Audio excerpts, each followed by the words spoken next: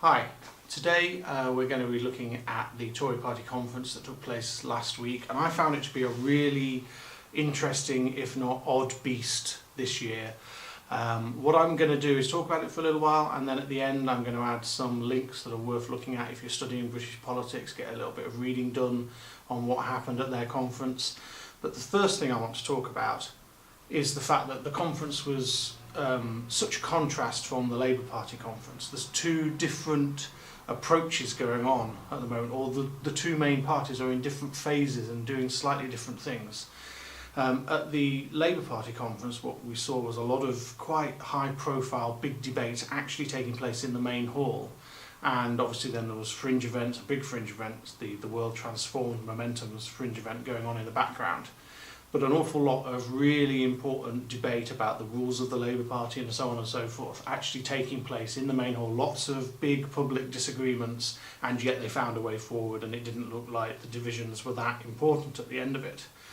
Whereas in the Conservative Party, in their conference, an awful lot of debate was going on away from the hall, and there was lots of instances where the press were highlighting the fact that in the main hall there were sometimes quite a sparse collection of delegates in the main hall, and in the main hall itself we weren't getting an awful lot of policy announcements. We weren't getting an awful lot of debate on the important issues, and that is really interesting. Behind the scenes in those fringe meetings you had people like Boris Johnson doing major speeches against the Prime Minister, and you had Jacob Rees-Mogg doing his stuff, and there was an awful lot of speculation about what policies should be rather than what policies are going to be. So there was quite a lot of debate in the conference about how they can attract younger voters, people, youth vote, but also there's a report at the moment which suggests that Conservative Party is only really popular amongst older voters, and that under the age of 47 people are much more likely to vote Labour, and that figure was lower, it was 35 before the 2017 general election. So that shows that people are increasingly more likely to vote Labour, and that is really worrying the Conservative Party. How do they get young members? How do they get the youth vote? All of that kind of thing was being discussed, and there was lots of really odd ideas like giving under 30s £10,000 just into their bank account to spend in the way that they want to, put it towards a house deposit, put it towards education or whatever. And of course this is from the party that just at the last election was saying there's no magic money tree. So it's really interesting that they're going through this period of thinking, how do we actually attract young voters, because that is what Labour is doing so successfully. So that was one aspect of it, the fact that there's debates going on behind the scenes which seem to be more important than what's going on in the main hall. And then of course there's Theresa May's party conference speech, which has been largely well received in the press, I would say. I'm not going to talk about that awful dancing. I don't want to think about it. I'm certainly not going to watch it again.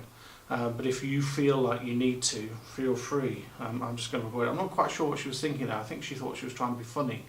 But it didn't really work to most people. It might have worked to the people in the hall, because of course she did some dancing when she was on a foreign trip earlier in the year.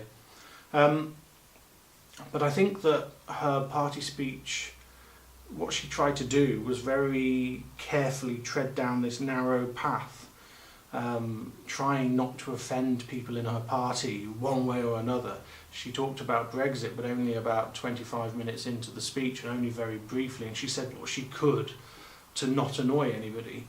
And I think there's a sense there that she is on such a narrow path and in such a precarious position as leader that she can't really make any big announcements. She can't really deal with policy so much, because she runs the risk of angering one side or the other in various debates, mainly connected to Brexit.